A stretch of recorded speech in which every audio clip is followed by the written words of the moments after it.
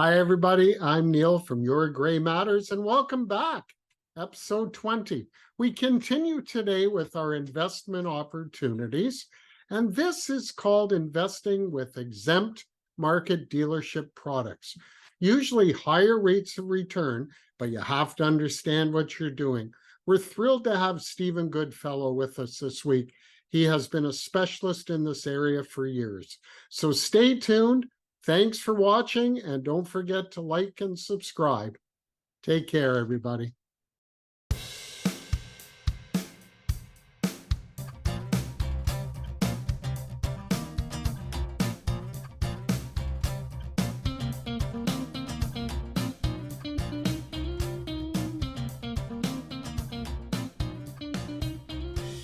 Hi, everybody. I'm Neil from Your Gray Matters. Welcome back to another exciting week. As you know, whether you have gray hair or no hair or red hair, but come on, we know what's under it. We have exciting topics for you. We are always looking for miracles, things that will make your life better, solutions that are here. They already exist. People are using them. We'd like you to know about them too.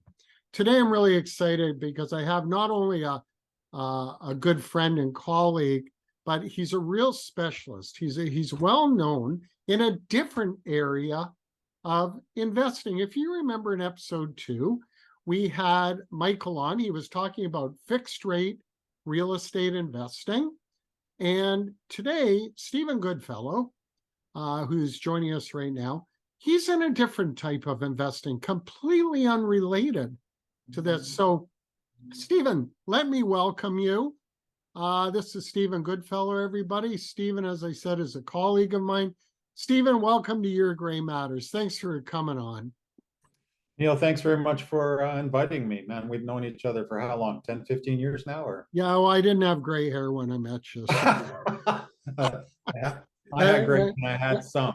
And as you know, I don't care what color mine is as long as I have some. So, hey, Stephen is known as one of the consummate professionals in an area of investing called exempt market investment. And Steve, why don't you tell us, first of all, a bit about yourself, your local guy. Tell everybody a bit about yourself, and then let's talk about what you do and how you do it. Okay, well, before I got into this industry, I was in technology and software for quite a while. And then in the mid-2000s, I got into the exempt market space, did my Canadian securities course, and became licensed in what's called the exempt market. I live in Oakville.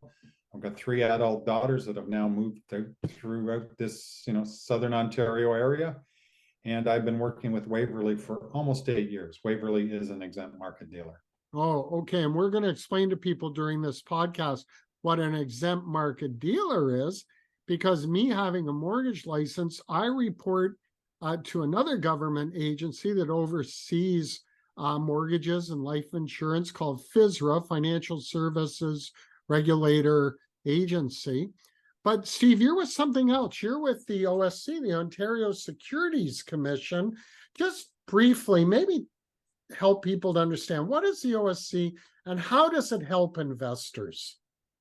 Well, the OSC's mandate is to protect investors. So they do things to make sure that we're compliant and that we're governed properly, that we have the proper financials. It's really to protect investors from losing money. But the OSC itself regulates for those folks. If you look around your local neighborhood, any of the stock brokerage firms, so Dominion Securities, TD Waterhouse, they regulate those folks as well as the mutual fund dealers. So that's their basic focus. But there's also another less known part of it called the exempt market, which is where Waverly fits. And that's where you are. And so you work for a dealership that is licensed by the OSC. They're called Waverly. And so everything that comes on your shelf, that's right. Yeah. To be offered to people as an investment opportunity has been vetted by Waverly under the OSC rules and regulations. Would that be correct? That would be correct. The next step in that process, or a parallel process to that, is that we get audited from time to time because the OSC wants to ensure that we're following the rules and, once again, protecting investors' interests. On the due diligence side, which you're kind of leading to, Waverly is very, very thorough in that process. I'll talk a little bit about our founder now, if you just want me to keep Sure, running down. talk about Don. I know Don. Yeah, Don's been around Bay Street for over 30 years. He's an MBA as well as a chartered financial analyst, so that's what a CFA is. And he's been doing a lot of the due diligence on our products over the years. So in other words, I can't sell anything unless, as your words, unless it's been vetted, unless it's been reviewed by our compliance people, and we're comfortable with what it is. Just to give you an example, I'll give you 2 examples on that. We had a representative meeting on Wednesday. We've got a couple of new people that have joined our due diligence team. One is a professional engineer who is also an MBA, and another gentleman who's a chartered professional accountant. So those 2 guys get right into the weeds with these things and ensure, I mean, nothing's perfect, but they do the best they can so that we understand where the risks are and are we comfortable with the risks, and taking that to our clients. If I can expand on this with one anecdote, Sure. Before you read me in here.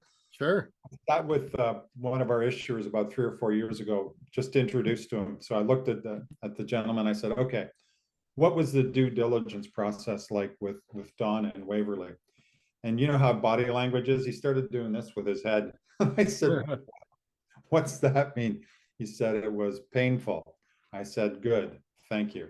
Okay, back to you now. I've gone off that area. So Well, it's very important because there's no lack of challenges and concerns and things going on in our community right now, but Your Gray Matters is to provide people with solutions and things that perhaps can make our viewers' lives better. Oh yeah. And I know I was involved years ago as an exempt market dealer myself. I don't do that anymore, but as part of my investors portfolio, I work with you as well as other people. Yeah. So the exempt market is really interesting because people, I think, are unaware of the fact that there are rules and regulations in this province and actually throughout Canada, depending on the province, of how much a person or persons can invest in what kind of investment. Some of us will be horrified to know that the government decides who can invest, not so much in what, but how much they can put in. But the idea really is to help people not fall in the trap of getting themselves into trouble, which can help. I know that there's essentially 3 different levels of investor with the exempt market rules. Would you mind going over those different levels? Now, by levels, you mean qualifications in terms Yeah, the accredited, the eligible. Okay. At the high end, actually beyond accredited, there is another level. Oh. But accredited is the one that most people, well, a lot of people will bump into. An accredited investor has less regulation on them and it's going to have more product available to them. An accredited investor has to have a minimum of $1 million in financial assets. Now, financial assets does not mean their home. It can include a portion of their investment real estate portfolio, net of mortgages, but then we also have to do a calculation in there to, if you're going to liquidate those assets to be financial, then consider the selling fees for a real estate agent to sell it, and then the legal fees. So there are the ways, but the minimum is $1 million in financial assets. The other qualification to be accredited is $200,000 in income. That would be before tax. So those are the 2 main ones that you'll bump into. What that allows them to do is not have limits on how much they can invest in the exempt market in a given 12-month period. There is an even higher level called the permitted client. They can do whatever they want. Okay.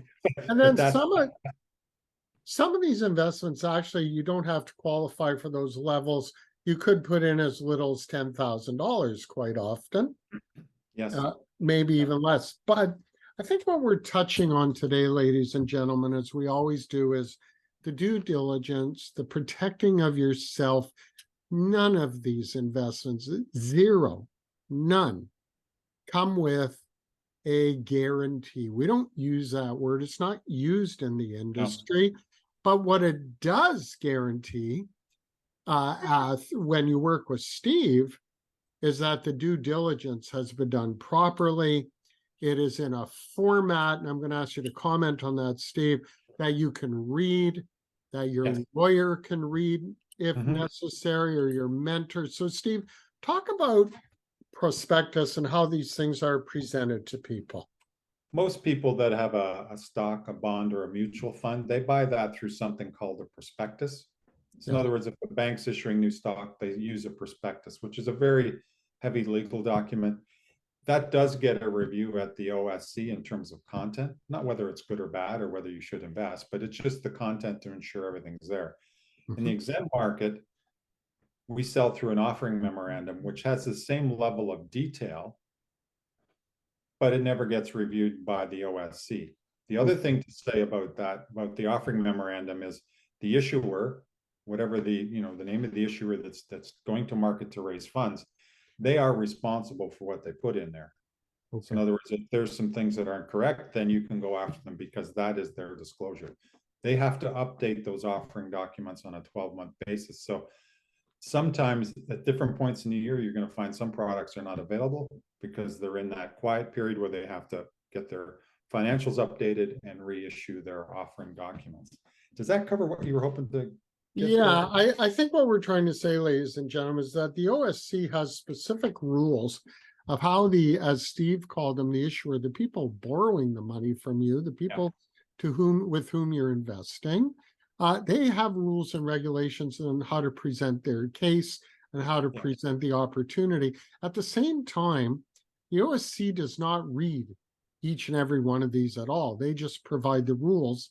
And then Waverly, who Steve is working with, they have the responsibility to go through them and approve them themselves so that they're happy to put it onto their sales shelf so that people like Steve and Steve himself can then offer it to the investor based on the level that they're at, accredited, eligible, whatever, Stephen, you were talking about. Does that make sense? That makes total sense. The other thing is, as we're doing this due diligence, we maintain these documents because part of our audit process, when we sit with the OSC, they may ask us, and often they do, show us the due diligence you did on product X. Yes. So it's important to us to have that detail there to explain ourselves and also to show that we're credible people in the marketplace. And every investment, I don't care what kind of an investment it is, no matter what you're told, it has risk. What you have to learn to figure out is what your own personal tolerance is to risk. You might be open to high risk, high reward, but more risk. And then it can get lower. And part of your job, Steve, I think, is to put people through some testing to figure out what even risk level they're at. Well, at Waverly too, as we do that due diligence process, we will define what that particular investment is from our perspective. So when we're sitting with a client, do we consider that high risk or medium risk? Generally, this might be a little off the cuff, but I don't think anything is totally low risk. There's risk in everything. It's just whether you're comfortable with it. Yeah, I think that's a better way of putting it. As you've heard me say before, everybody, you have to sleep at night. Exactly. If you can't sleep, or if there's anything in your gut that doesn't make sense, either run the other way or get back to the person who you're working with, like Steve or your lawyer, and get through it. But you have to get to a point where you're comfortable with the risk, the time frame, the amount of money, and a lot of these opportunities, though, are really good. I know the ones that you've had, Steve, have always been genuinely good because of the due diligence. But over the years, both Steve and I have seen some doozies in other areas, and caveat emptor. And would I say this, Steve? Let's talk about the kind of a risk that you're talking about, but the kind of reward. Folks, you know that I've talked about flat rate, passive income, anywhere from 8% and above, depending on on the investment. We've touched on that in past Okay. episodes. But Okay. Steve, maybe talk about what you do. Well, in terms of the risk perspective, that type of thing, well, let me sort of bookend that with, we have a number of real estate development projects. So in other words, the condo project, which is in Kelowna. We've got another one that's doing a group of developments in the Greater Toronto area. Anything that is a construction project, based on what I see after our due diligence, those are always considered high risk. The reason being, the developer will say, we expect this to run for 36 months and then you'll get your money back. I haven't seen any of these developers meet those timeframes. So you, as the investor, I always say, if you think you need the money in 36 months exactly, this is probably not a good choice for you, because it's just the nature of the construction business. Yes. So that's one of the key things I put out there. However, on the other hand, considered high risk, the returns in those types of things, I'm thinking of one example out in Western, like in the Kelowna area, it's a 9% preferred return plus a share of the profits. Wow. With a target per annum of being 18%.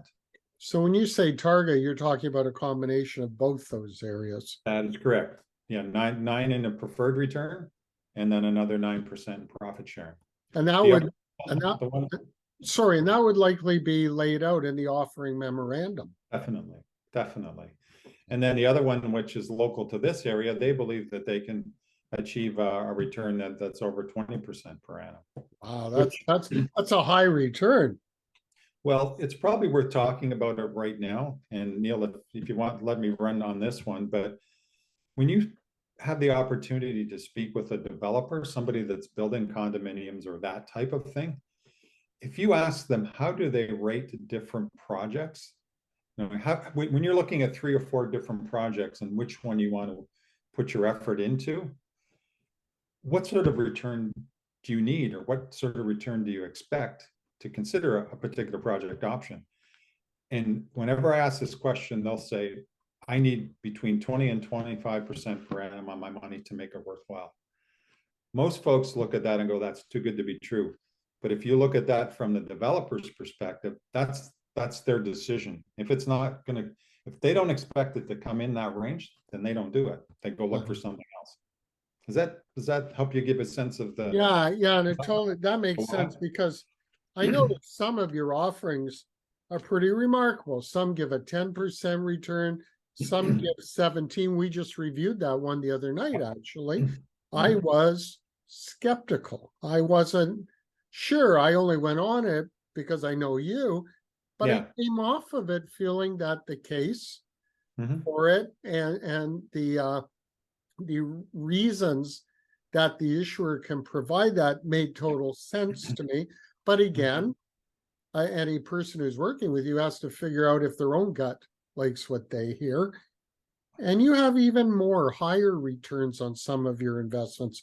Ladies and gentlemen, it's pretty fascinating to think of double-digit returns like this that are vetted and have had quite a bit of due diligence done, and yet nobody's using the word guarantee. So it certainly does become your educated decision. Yeah. The other thing I would say at this point, the thing you saw the other night, Neil, is a little bit of an outlier in the portfolio of products we can sell. Most of the ones we have an underlying real estate asset. Yes. Which, given Don McDonald, the founder of Waverly's background, he ran mezzanine debt funds and that type of thing in the past. He always loves, or he likes to have a real estate asset that the investment can be secured against. Because that way, if something goes terribly wrong, the investor should end up with something, but never nothing. Like that's part of it, the way he does business, and that's just the way a mortgage works. You get a mortgage against an asset that has more value than the mortgage. Exactly, that's exactly right. So, give you an example. On one of the construction projects, the value of the property, well, they just got a development permit approval this week from the city of Kelowna. So the value of that property, I think, was purchased at around 10.5, 11 million. It's probably worth more than that now. We've raised, or we're in the process of raising 9.5. The developer has over $2 million of his money, and he's got his own little investment group. Yep. Thing is, That's the huge. Waverly investors have a first charge on the property with the developer and second charge. What that means is if something goes terribly wrong, the developers are at risk before Waverly investors. So the Waverly investors would be first in line to be paid out. Yes, yes, in that situation. The only caveat on that is if you're into construction and there's a bank that's provide construction financing, the bank's always in first. And I think there's death taxes in the bank's always in first. And that's good though for people to understand in the body of these kind of investments. And now, Steve, if a person wants to invest, it's not that they just have to come up with cash. You have registered products, like we've talked about before, ladies and gentlemen, TFSAs, RSPs, etc. Steve, do you find that a lot of people are using their registered money, and doesn't make sense if you're into a long-term investment where maybe you don't need to have the income that it's earning right up front, although a TFSA can do that, and that's also a good idea. Perhaps comment on registered funds. Well, registered funds, there's a couple of things and to consider when you're looking at an exempt market product. One of the questions to ask an advisor like myself, does this generate income or is it tax efficient? Yes. Now, tax efficiency we'll put to the side for a second, but if it's generating income, then that means it's going to come into your income for that particular year. When you're making somewhere between, let's say, 10 and 17%, you need to consider that as part of your tax planning. Now, if you take that same investment, put that 17 or that 10% per annum investment in a TFSA, taxman doesn't get it till later. And the other thing with most of these, which is a nice plus, most of them have a dividend reinvestment plan. So depending on the product, if you're getting monthly distributions or interest income, if you will, you buy more of the product, so you get a compounding benefit. So that can be valuable. We do have others that, because of their design, they're tax efficient. Now this might be a new term for folks, but they're return of capital and capital gains. So that's a consideration for some folks that want to use cash or their corporation as an option. Or just do it as an individual or whatever. Oh, one other thing, I ran into someone last night who has a lira, and they said, I don't know what to do with it. And it's like, that's another option, and like similar to an RSP that we can help people move some of their investment into if they like. If they and a lira is a type of holding account, if you will, like an RSP, a TFSA. We're not talking about the Italian currency. That's right. I once made that mistake as a young professional. I won't do that again. Steve, I really appreciate all of this. Ladies and gentlemen, these things exist, and you want to take advantage if you can qualify, and you just do that to know if you qualify, to see where you fit in, to see these miracles, as I call them. They can make a difference for you, and how best to be structured. It's where they fit into your portfolio. But you want to have a Stephen Goodfellow or an exempt market dealer professional. Steve, if people want to get a hold of you and start to explore these things, how best for them to contact you? Do you have an email address, a phone number? What would you like us to post for you? They can phone me, 416-560-1053. Okay. Even the number of spam calls, just leave a message there if I don't pick up. Okay. Or you can email me at sgoodfellow, so it's SGOODFELLOW at Waverly, WAVERLEY CF.com. If you drop that E, it kind of goes to the ethers. So okay. So how did I do, Neil? Did I do okay? Yeah, you did great. So Steve, we want to thank you for being on the show. We really do appreciate it. Folks, if you're interested to learn more, drop Steve a line or just to write to me at yourgraymatterspod@gmail.com. We'll send it off to Steve. it's a good idea to continue your education on what our great country, our great province can offer to you. With that, Steve, thanks very much for coming on to Your Gray Matters. We appreciate you. Goodbye, everybody. We'll be back next week with another exciting podcast. Thanks for tuning in.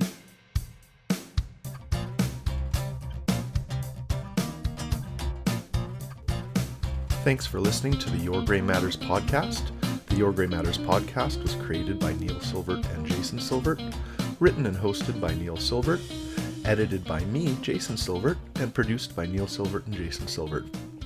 Please follow us on any major podcast platform, watch us on YouTube, like and subscribe, and email us at yourgraymatterspod@gmail.com with any questions or feedback. Thanks for listening. Views, thoughts, and opinions expressed are the speaker's own and do not represent the views, thoughts, and opinions of the Your Gray Matters podcast. The material and information presented here is for general information purposes only. The Your Gray Matters podcast name and all forms and abbreviations are the property of its owner, and its use does not imply endorsement of or opposition to any specific organization, product, or service.